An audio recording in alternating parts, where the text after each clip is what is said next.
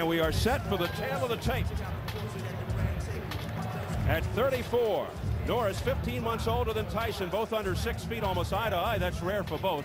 At 218, Norris is 3 pounds below his heaviest ever. Tyson exactly where he was his last fight, and a slight 1-inch reach advantage. Tyson, key rules: no standing 8 count, no 3 knockdown. A fighter cannot be saved by the bell in any round. No contest before the end of the 4th. They go to the cards if an accidental headbutt occurs after the end of round 4. So here at the MGM Grand Garden in Las Vegas, Nevada, we are getting ready for the main event. Another comeback fight for Mike Tyson as he faces Orlin Norris. The official introductions from our ring announcer, the classy Jimmy Lennon Jr.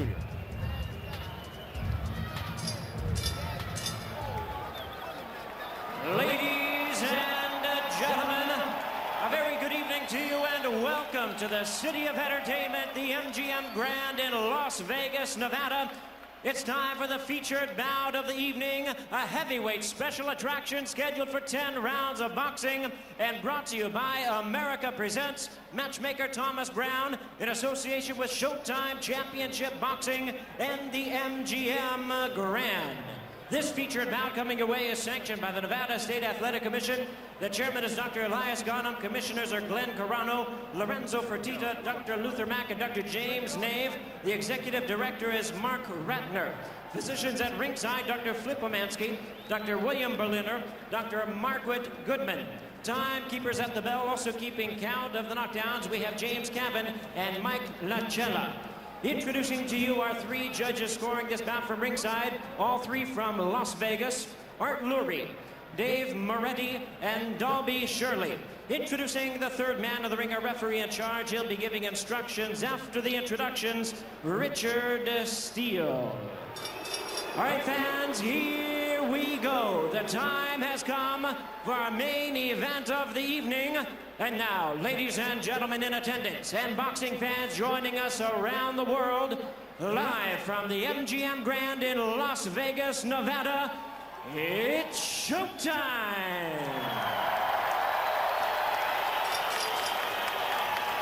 Introducing to you first on my right, fighting out of the blue corner, wearing gray trunks with black trim, fighting out of San Diego, California by way of Lubbock, Texas.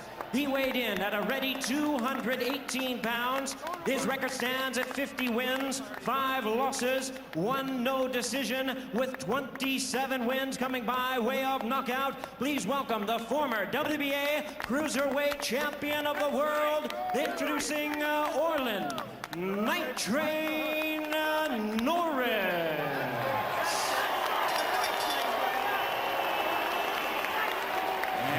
Presenting his opponent across the ring on my left, ready to fight out of the red corner, entering the ring wearing his traditional black trunks and hailing from Catskill, New York. He weighed in at 223 pounds. With a record of 46 wins and 3 losses, he has 40 wins coming by way of knockout. Here is the youngest man ever to win the heavyweight title. Please welcome the explosive 2-time heavyweight champion of the world, introducing the one and only Mike Tyson.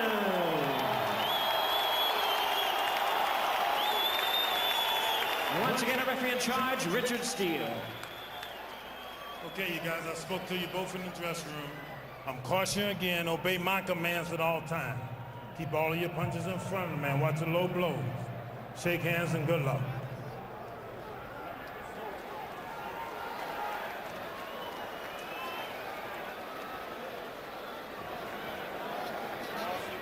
Mike Tyson should look sharper tonight. Look for him to be the aggressor. I think he'll go after the defensive-minded Orlin Norris, but the feeling is Norris will look to survive by grabbing and holding, and he'll try to box. But Norris's trainer, Abel Sanchez, says when it really gets tough in there, Tyson won't be moving and throwing combinations. He'll revert to what he does best, throwing bombs.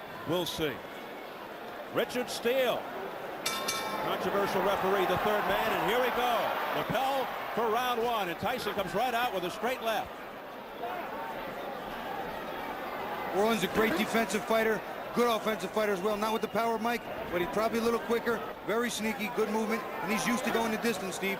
He can go and do the 10 rounds, no problem. Norris heavily muscled, not quite as defined and carved as Tyson. They're not used to being on the same eye level as each other. Both are heavily muscled and the same muscle type. Good left hook to the belly by Mike Tyson right there. Tyson going to the body. This is going to be something new. Mike's used to springing up into big men. Now he has a short man the same size right in front of him. Great.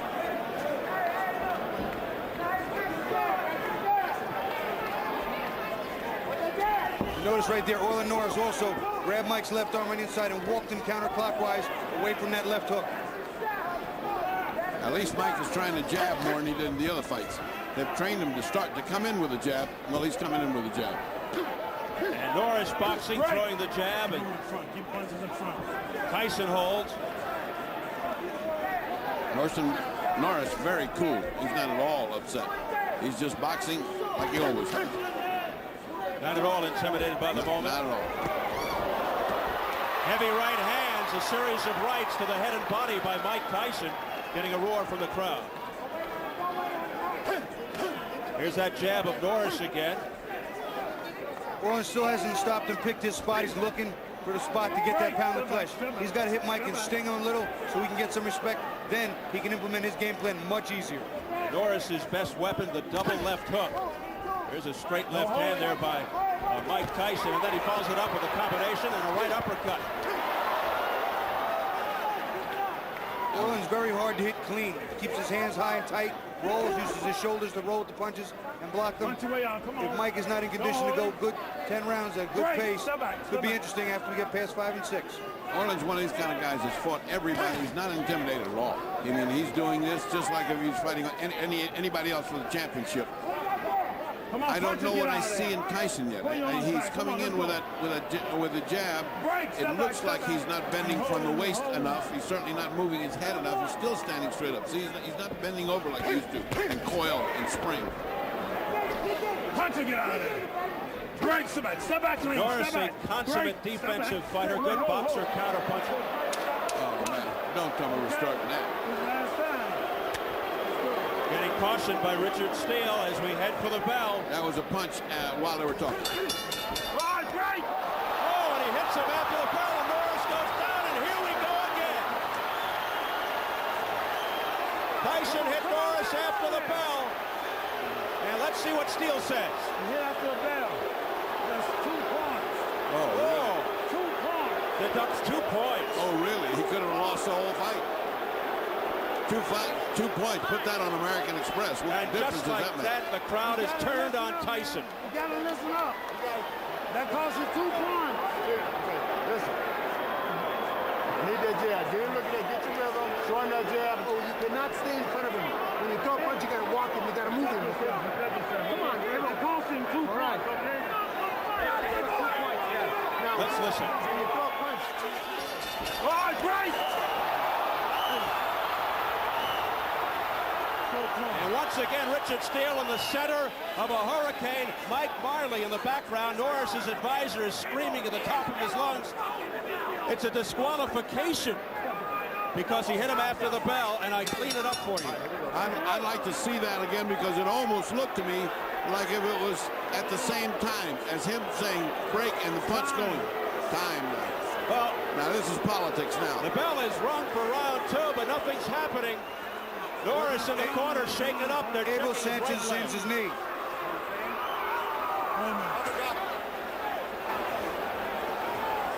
He's looking at his leg. He's saying his knee is hurting him. This is about a knee. This is not about anything else. It's the right knee of Norris. Unbelievable. This is not about his head. Dr. Flip Pomansky, the man with the goatee.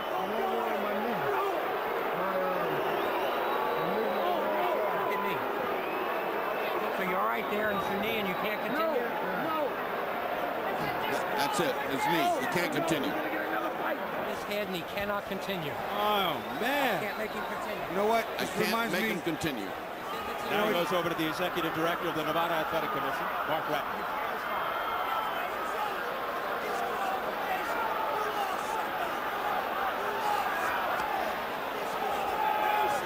Can you believe this after one round? I can believe anything in Tyson land. It doesn't seem like we're ever going to have a normal fight. There's Elias Ghanem. Boy, somebody's mad as heck. From the Nevada Athletic Commission, they're conferring with all of the guys there now. Why would a blow on the head hurt your knee? I mean, you know, what? Well, when he went down, right, he made. Let's watch it. Let's watch slammed on his knee when he went down. Well, let's see. I want to hear him say break, and at the time, watch Tyson's arm. No, here he is. See? Oh, it's he buckled. folded, yeah. You could see his leg buckled as he went down.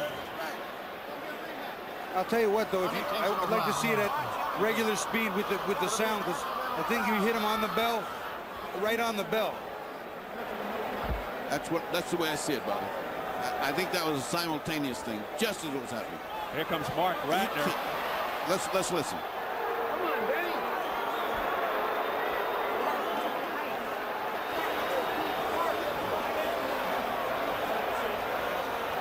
Now there's a lot of scurrying in the ring. They better put protection up Here comes security. Boy, we've seen this scene before with a Tyson fight. Let's not see it again. They're forming a circle around Tyson. And you can hear the crowd chanting its displeasure now. And things are getting ugly again. There's Shelly Finkel, Tyson's advisor.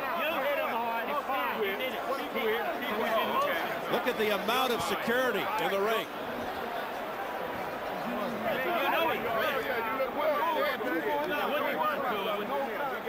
You were fine. This is fine.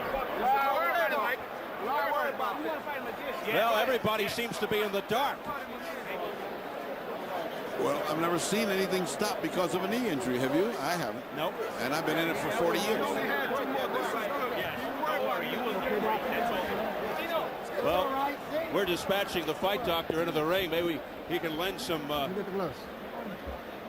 insight into what's going on when he talks to people. And meanwhile, they're taping up the injured right knee of Orlin Norris, which buckled when he went down. At the end of round one, he was hit. It seemed after the bell by Mike Tyson.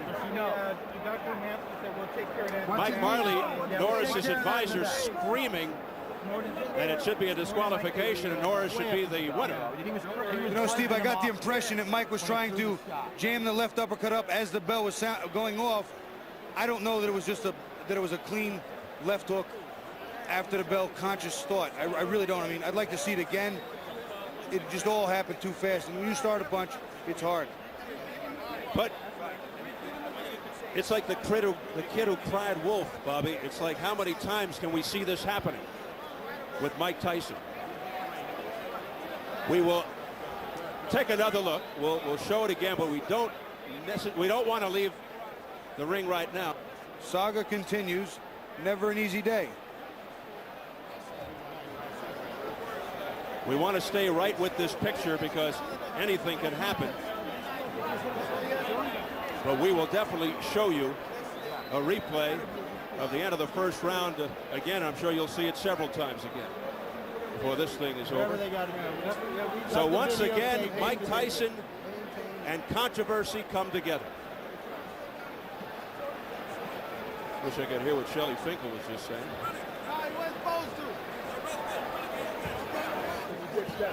Well, let's find out what's going on. We'll get Jimmy Lennon Jr. up there in the ring to make an announcement. Take it, Jimmy. Ladies and gentlemen, your attention, please. This bout has been stopped after round number one due to an accidental foul which occurred after the bell rang. This bout is officially ruled at this time a no contest.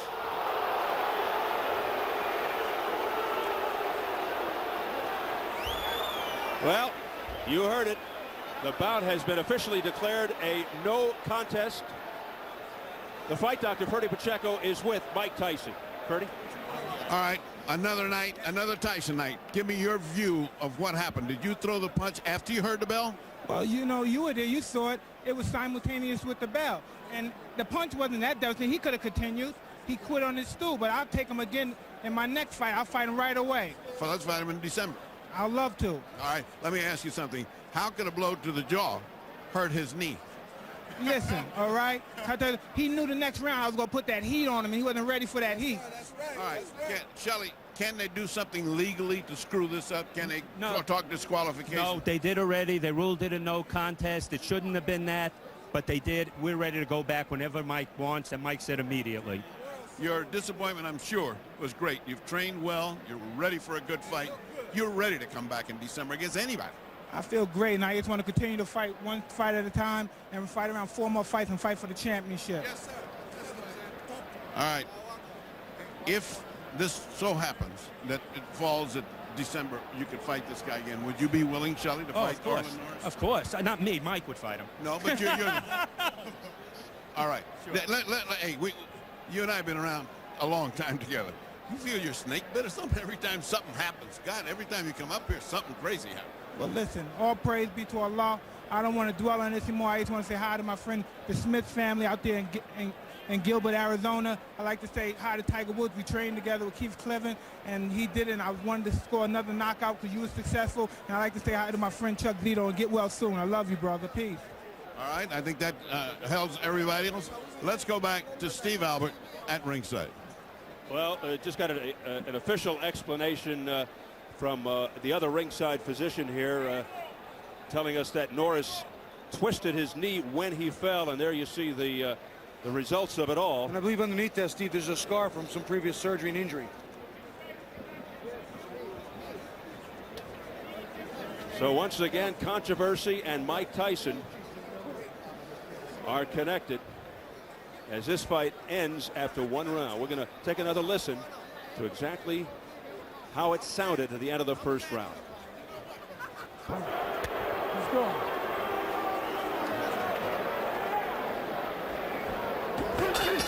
All right, break!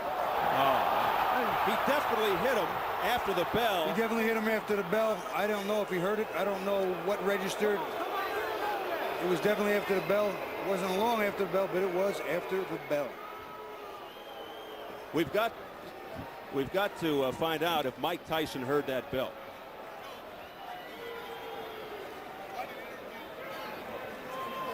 Unbelievable.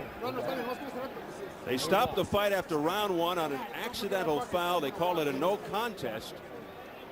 This thing goes 3 minutes and it's over. And just a lot of befuddled people here. Ferdy's up there with Orlin Norris now. Ferdy? How do you feel ending this thing in this bizarre fashion? I mean, I didn't want it to end like this. I mean, I was doing what I needed to do in the fight. You know, he hit me clearly after the bell rung. You know, did you hear the bell and then the blow? Oh, I heard the bell, and I was about ready to take a step back to advance toward him. You know, but I still was watching him. But you know, he threw an uppercut. Rick still stuck his arm in, and then come another uppercut that he caught me with. You know, but he definitely caught you with one. Oh yeah, he hit me pretty square with it. You know, I mean, knocked me down. What do you think happened to your knee? Why did it give away like that? Well, I mean, like I said, I was the bell had rang. I knew that rang. I was in a position where I was on my way back, where I was just going to spin and go back. You know, but he threw the uppercut. You know, boom, boom. You know, and I was just in the wrong position. We've just finished interviewing. He says he wants to have you back as soon as possible. Is December too early for you? Well, you know, I don't know. I have to see, you know, what's wrong with my knee, you know. But you mean we're going to put you on injured reserve like the football team? I don't want it to be like that because this is not football, you know. You think it can recover? Have you ever had any injury to that knee? Let's start there. Yeah, you know, yeah. This is a knee that's given you problems before. Well, you know, I heard it once before, you know, but it's never given me problems. Have you ever got it operated on? Yes. You had an operation on the knee, and this is the one that went. Yeah. Well, it didn't go because of anything. It went because the way when I went down, the way my leg was contorted. That's what happened to me. Otherwise, there was nothing wrong with my knee. You know, my knee was fine. It's been fine for, you know, probably 8 years. You know, but it was just the way that I was stepping away from the action and got caught with a shot. You think you're just part of the Tyson curse? Then no matter what he does, it ends up strange.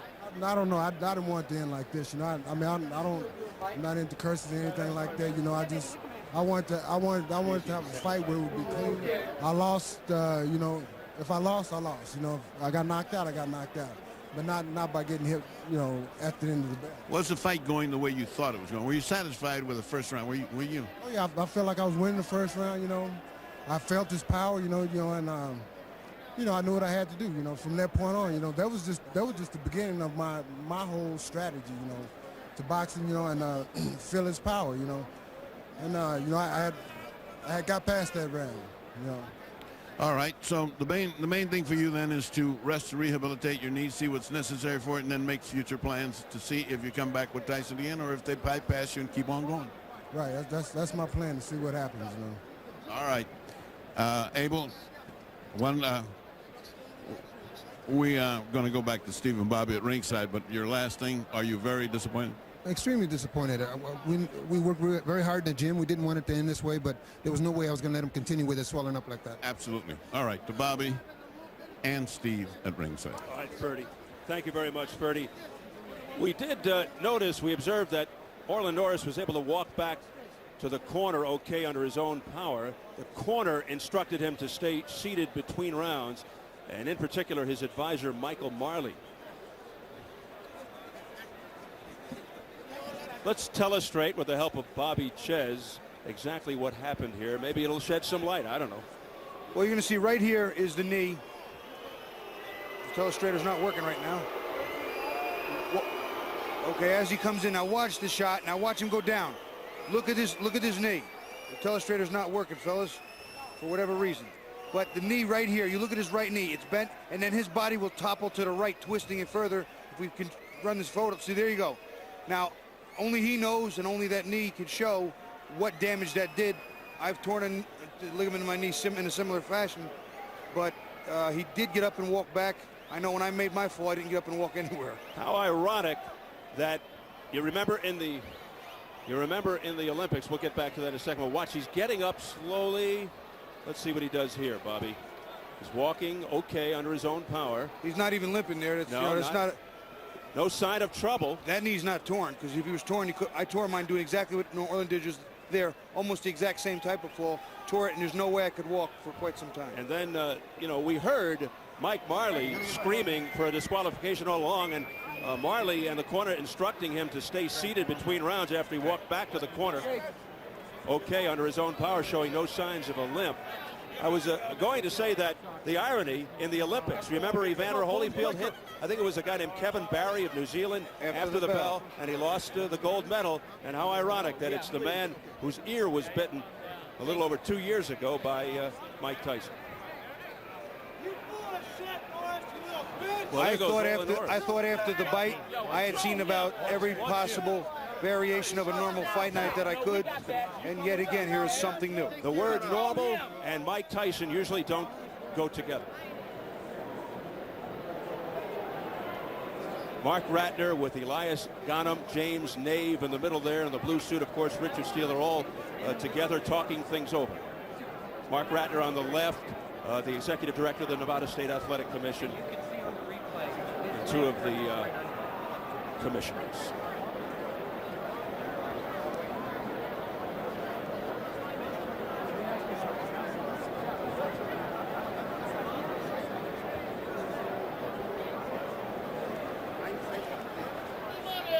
Lorenzo Fertitta with his back to the camera. You saw him.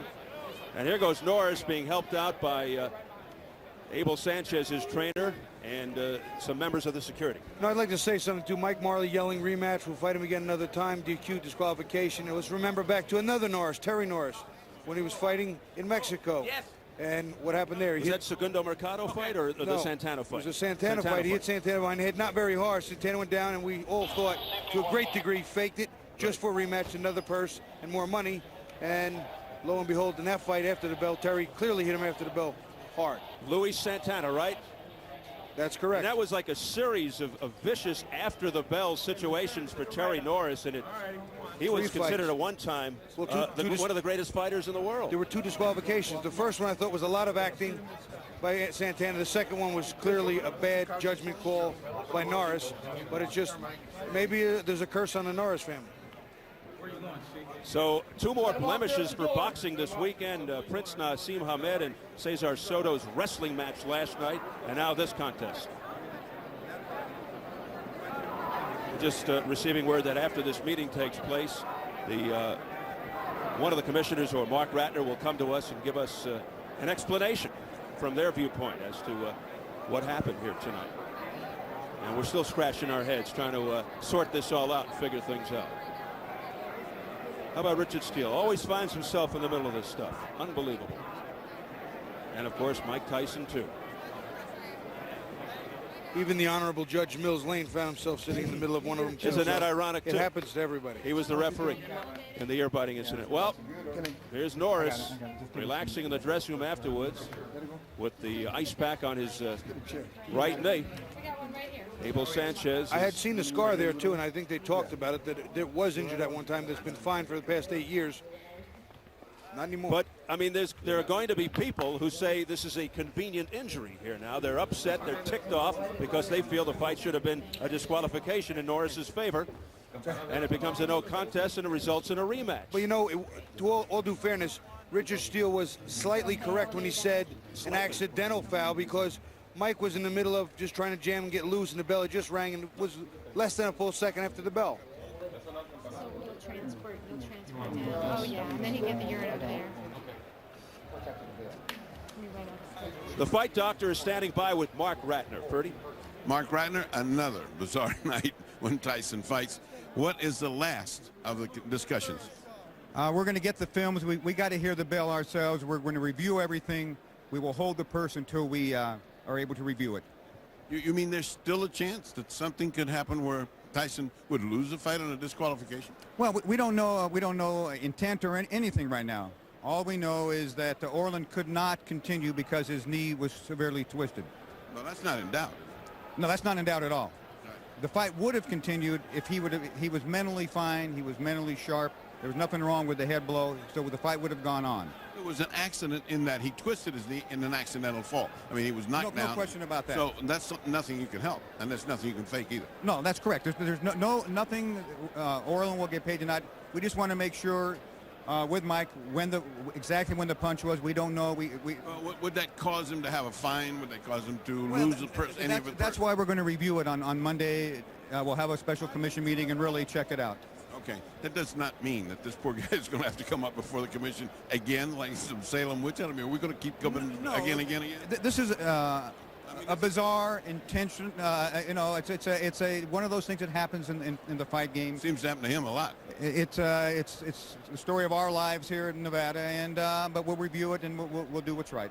All right. You didn't answer my question. Does that mean that Tyson will have to come back up again? Again before the commission? I don't know if he'll have to come back, or we got to see the film and to make a. But what I'm saying, would his representative be just as good? Well, absolutely. We have to have somebody from the Tyson camp, and maybe it'll be Mike. But what we want to do is just take a look, because we just can't make a decision without seeing everything. Yeah. Well, I think it's bad and pathetic for us in boxing and for the general sport of boxing. We wanted a good fight. We deserved a good fight. Now, the question that comes almost to mind, all of you are here, why don't we just do this tonight? What are we waiting for Monday for? Well, because we have learned more than anything not to make hasty decisions, to really look at it away from everybody, and that's what we'll do. Well, you can get away from everybody. I don't mean to press you, but you can go back to a room and replay it. It's only a television tape. It isn't going to change from now until Monday. I mean, the result is going to be the same. You guys are here. There's an empty room. You sit down and you thrash it out. I mean, why keep everybody in suspense? It's something that the commissioners want to do, and that's the way we'll do it. Well, I regret that's going to hang fire till Monday. We got. It seems like boxing doesn't come up with quick answers to anything. Maybe you're correct in letting cool heads prevail. I don't think you're going to see anything different Monday than you're going to see today, and I don't think that it's necessary for you to make Mike go through more of that. I'm sure Orlin's not going to go through anything. You cannot do and give him a special treatment. I mean, he's just another boxer. Absolutely. We've already asked you if you're going to hold the purses. You've already answered it, haven't you? Yes. Clearly, haven't you? Yes. All right, so you are not going to hold Orlin Norris's purse. That is correct. And you don't know yet whether you're going to hold Tyson's purse until you see him. That is also all right, correct. that's what I thought you told me a few minutes ago. Okay.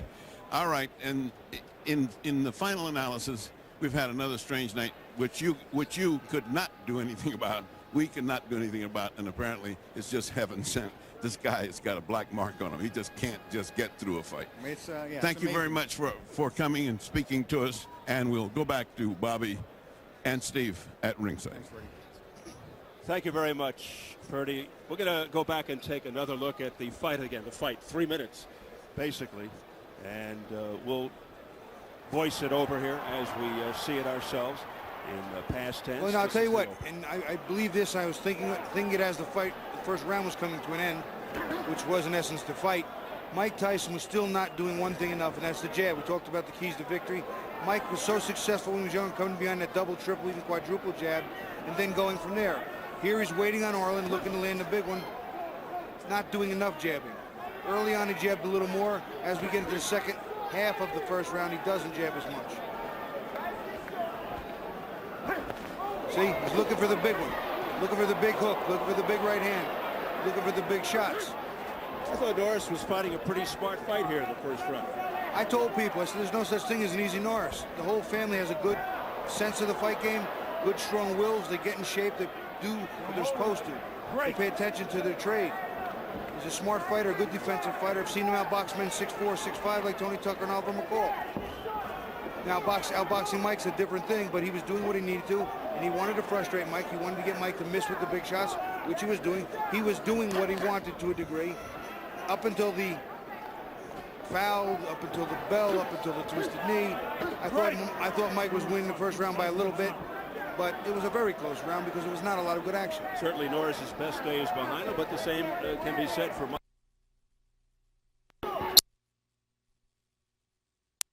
Orlin Norris. Now it starts getting rough. Tyson trying to go to the body and to the head. Here's that. Right, now if Mike were doing it back, Orlin would have something in his face to worry about, and then he could unload with the right hand, the left hook, and or the uppercuts.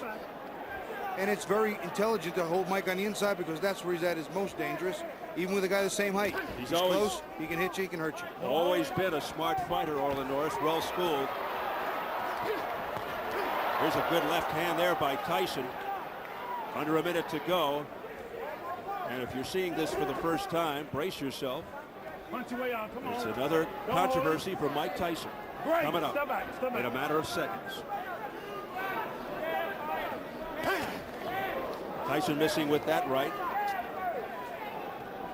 Trying to end it with one punch. Come on, punch and get as out he did with Francois Botha back in January. All the years I spent sparring, all the years I spent fighting, both as an amateur and as a pro, there have been many instances where neither myself or my sparring partner or opponent heard the bell, and we just kept fighting. It had nothing to do with bad intentions, just our focus and our minds were clearly on one thing, and that was doing damage to our opponent.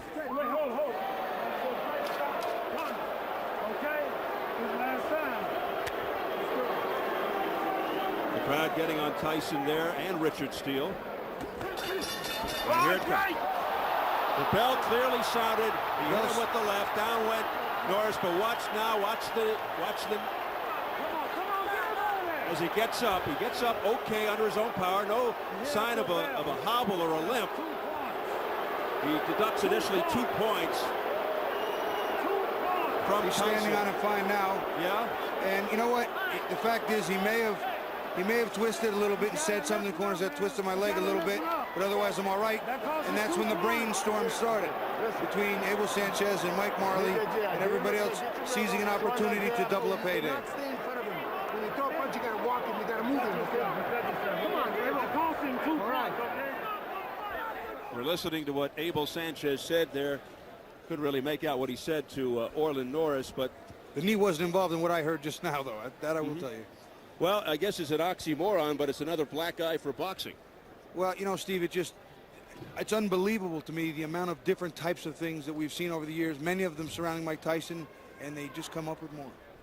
It's just unbelievable. I just can't fathom that this has happened again. And what was determined here? Nothing was accomplished tonight. Nothing was accomplished tonight. Nothing really. And now, what happens to Mike Tyson from this point on? Well, I know Dr. Nave doesn't particularly like him. So Dr. James Nave? He's part of the commission, and I'm sure they're going to hold another inquiry and this and this and that, and everybody's going to say, should he fight, should he not fight? I can't see. This type of thing happens in the gym every single day. Yeah. It really does. Something shady here, though. Something is definitely shady. Mike Marley, the advisor, former sports writer for the New York Post, went to work for Don King as a public relations man, went to work with the Norrises. He was managing Terry Norris for a while, advising now Orlin Norris.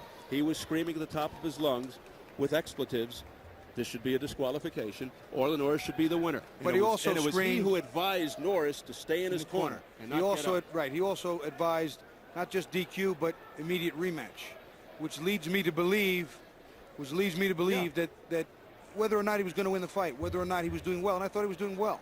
Not relevant. The relevant thing here is another $800,000.